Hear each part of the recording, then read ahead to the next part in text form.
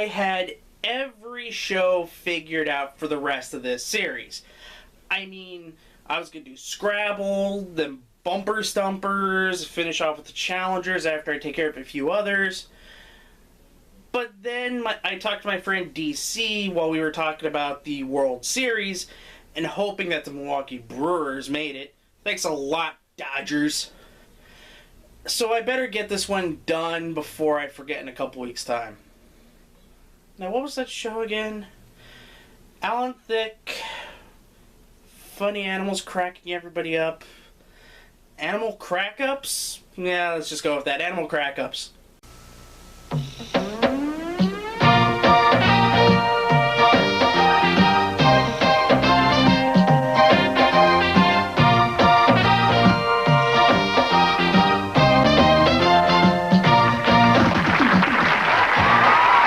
Debuting in August of 1987, Animal Crack-Ups was notable for a few things.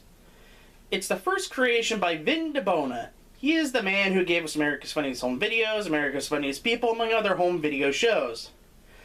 Secondly, it's the first American game show hosted by Alan Thicke. While he was a presence in Canada, having hosted a few game shows there, he was known in the States for creating game show themes such as the first Wheel of Fortune theme and being the dad on Growing Pains.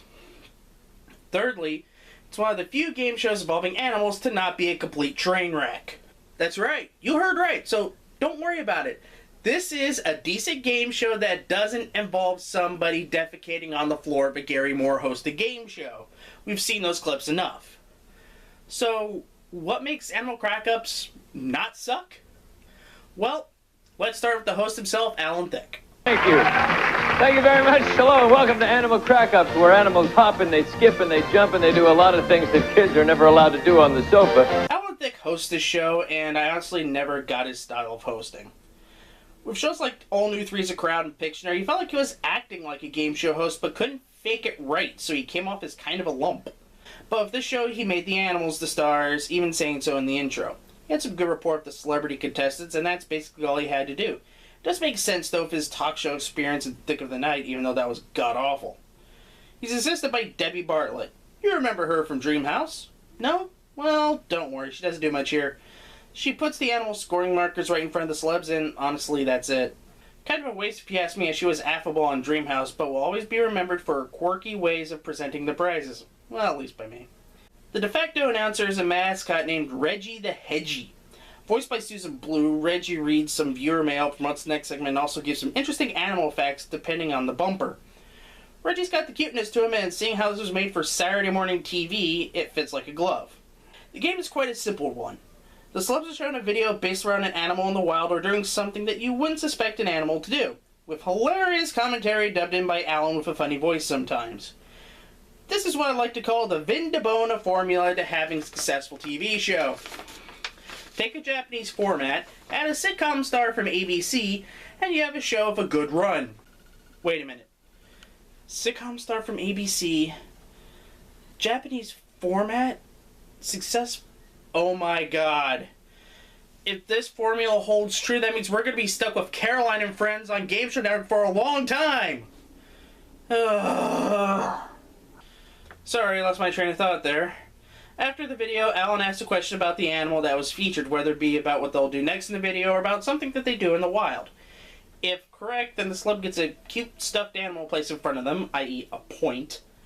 After 4 questions, the celeb with the most points or cute stuffed animals wins the game, and they get $2,500 donated to an animal-based charity of their choice.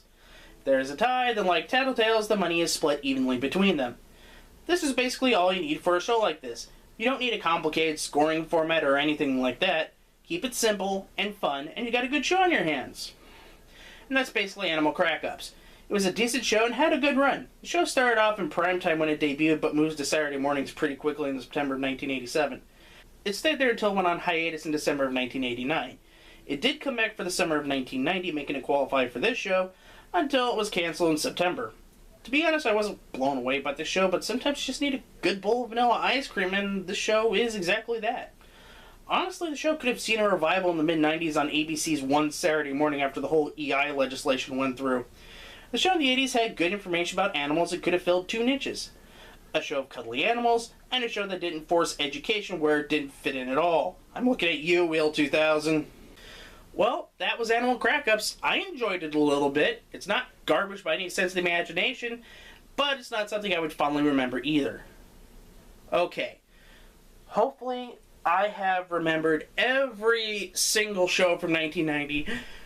So, barring any more inserts, it's Scrabble next time. I promise. Until next time, bye-bye.